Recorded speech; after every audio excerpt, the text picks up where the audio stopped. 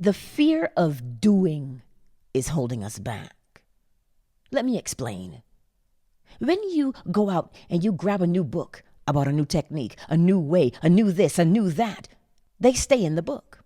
They are theoretical things. So in order for us to change our lives, we must begin to apply what we've learned. After all, the scripture, don't clutch your pearls, the scripture contains the essence of the laws at every turn. The scriptures say, be doers of the word, not simply hearers of the word. So today, allow yourself to practice what you have learned. You want to be more confident? Well, then you must practice the behavior of confidence. You want to be more bold? Then you must practice the behavior of boldness. You want to be stronger? You must practice the behavior of endurance or weight training.